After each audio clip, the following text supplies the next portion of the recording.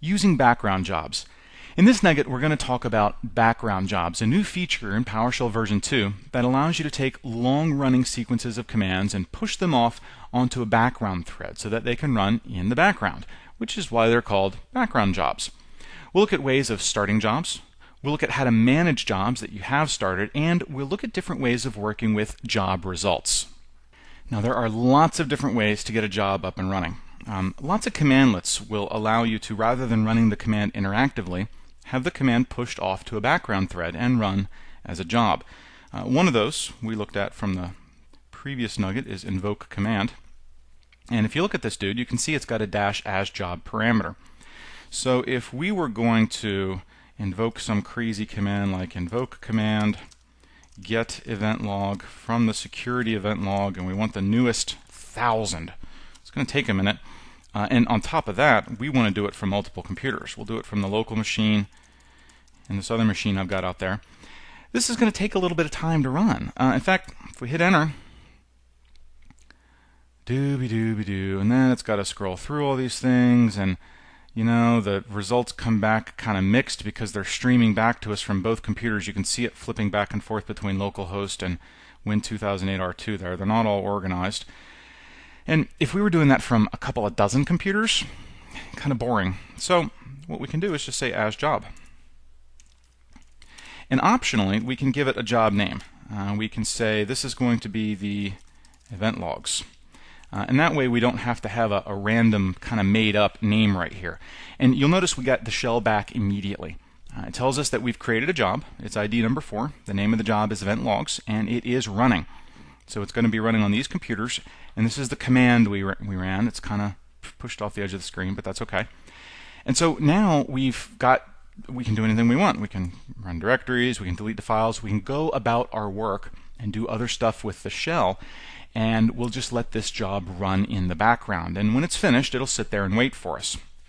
There's other commands. If we look at help for get WMIObject, you'll notice that down here it's got an asJob parameter. So if you're going to be grabbing some WMI information from a bunch of different computers, you can run that as a background job as well, let it do its thing in the background, and when it's finished, then it'll be there for you to work with. So let's see how we would actually go about doing that working with part. Let's get command, and let's grab all the commands that use the noun job. Get job, that's easy enough. Run it by itself, it just gets a bunch of jobs, gets all the ones that are running.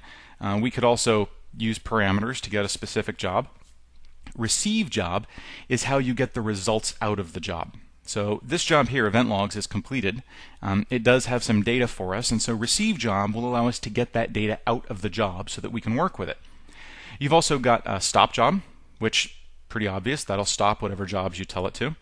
Wait job will actually lock the shell, not lock, but it'll freeze the shell until whatever job we told it to wait for completes.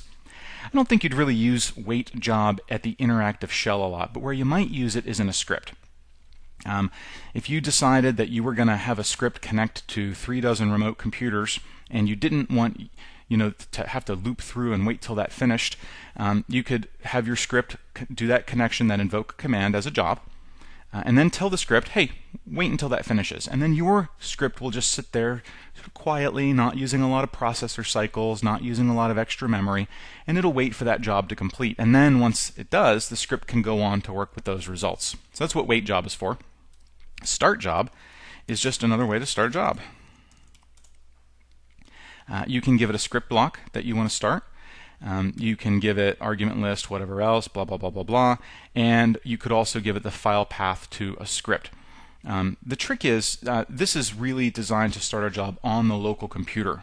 You're going to use invoke command if you want to invoke commands on multiple computers and run that as a job. If you're using start job, it's just because you've got something that you want to run in the background here. So let's try that, start job. And we're going to say get service. Actually, let's just get process. Sometimes that takes longer. And we don't need an argument list, we don't need authentication, we don't need anything else, but let's give it a name. Let's call this local processes, just so we can more easily keep track of what job is what. And there it is, and it's off and running. And we can use get job and it finished already. So now we've got those two jobs out there, and one of the reasons I like being able to tack a name onto it is it kind of reminds me which is which. If you didn't do that, if you didn't provide a name, let's run this again without the -name parameter. You can see that it's just job 9, and I forget what job 9 is. It's really easy, so unless you've got a little piece of note paper off to the side and a pen, you can write down job 9 was the local processes. It's easier to lose track. You can always look at the command out here to see what was run, but I like giving it a nice name. So going back to some of our job command, let's see, we've looked at get, we've looked at start and stop, we've looked at wait. Remove is pretty easy. Check this out. Let's see, get job name job 9 pipe to remove job, and it's gone. If you wanted to remove all the jobs, you'd just do get job pipe remove job, and it'll go get all the jobs there are and remove them. So the last one we need to work with is receive job, and that guy's a little tricky. So let's definitely start by looking at the help. So help receive job gets the results of a Windows PowerShell background job in the current session. So you've got a couple of ways you can work with this. You can pipe it the job object that you want to receive. You can give it the name of the job that you want to receive. You can give it the job ID number that you want to receive, and so forth. You can also do it on a remote computer. You can receive the contents of jobs from remote computers. You'll notice there's a computer name parameter there. That's pretty cool. Here's I guess the really tricky bit. If a job is connecting to multiple computers, then in reality you've got the one master job that's coordinating everything and one child job for each computer it connects to. When you use receive job, by default it will receive all the results for the entire job and any child jobs, called recursion. If you don't want it to do that, then you need to specify -no recurs. In addition, when you receive the results of a job, by default those results are no longer cached in memory. So when the job completes, all of its results live in memory somewhere. When you receive the results, they come out of memory and go to you wherever you said to put them, and then they're gone. So unless you stick them in a variable or export them to a file or something else, you can't get them again. If you specify -keep, it will leave the job results in memory so that you can receive them a second time. So it's important to remember that. So let's just look at the basics. We're going to do a get job. Let's do a receive job, name event logs, and keep. And there's all the results. And that was fun. Now we could also put that into a variable. We could say event logs equals, and then it's a little bit easier to work with from there. Rather than having to keep retyping the receive job, I can just say event logs group object on, what is this last column that has the computer name? It's PS computer name. So I've always got that event logs there that I can work with. I could now say, let's see, event logs, let's only keep the ones where the, and what is that column, instance ID equals 4634, since there seems to be a bunch of those. So I can filter through them that way. So having them in that variable is really, really helpful. So that's sort of the basics of receiving job information. But let's get a little tricky. Let's get the job, and we're going to get the one that is named event logs, and this is again why I love giving them a real name. And this time I'm just going to get the job. I'm not receiving the results. I'm just getting the job object, but I'm going to pipe it to format list and tell it to show me all the properties. So this is a little bit more than shows up if you just run get job. PowerShell only shows you kind of a few properties so that they can kind of fit into a table. But this child jobs property is what I'm after right now. So remember, I said that you've got the master job, which is this event logs job, but you've also got job 5 and job 6. And those were the child jobs that actually went out to localhost and Win 2008 R2 to actually execute this command. So I'm going to do this.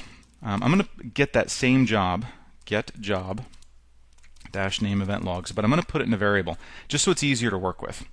If I look at it, it's the same thing.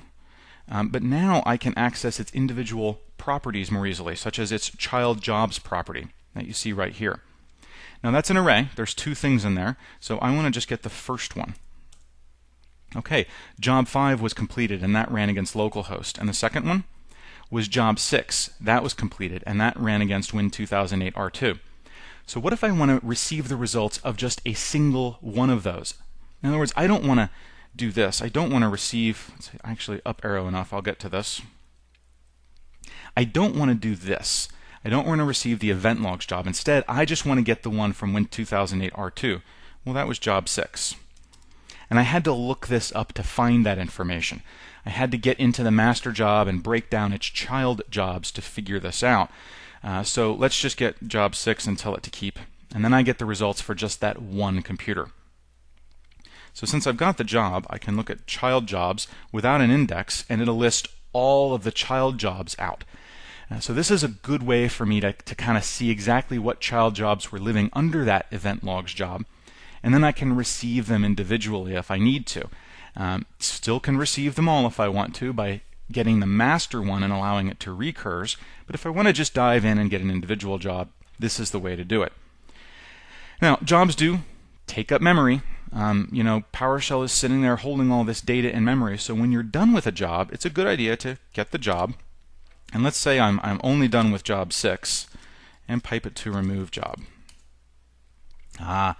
Can't do that one because it does not exist, or it's a child job. It said child jobs can only be removed by removing the parent.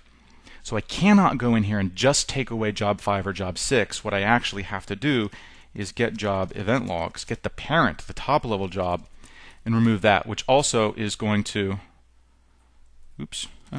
was also going to remove all of the children. So now if I get job, I've only got the one left, and that was the local processes. So background jobs are definitely a great tool. Kind of getting used to working with them takes, well, a little bit of getting used to. It just takes some practice. Remember, get command -noun job will show you all of the commandlets that work with jobs, and from there you can read the help on individual ones to sort of refresh yourself and remind yourself of the syntax. The basic life cycle is you start a job, either by running start job or by running a commandlet like invoke command or get WMI object that has an -asJob parameter. So you start the job. Then you check the job to see if it completes. You can either run get job and look to see if the job is completed, or you can run wait job to specifically wait until a particular job has completed. Once the job has completed, you receive job. You get the results out of it, either telling PowerShell to keep the results in memory or allowing it to empty the memory out when it sends you the results. And finally, when you're finished, you should remove the job. Now, if you just close the shell, that will also remove all the jobs. It's not necessary to explicitly remove them if you're going to be immediately closing the shell, so that's not a huge deal.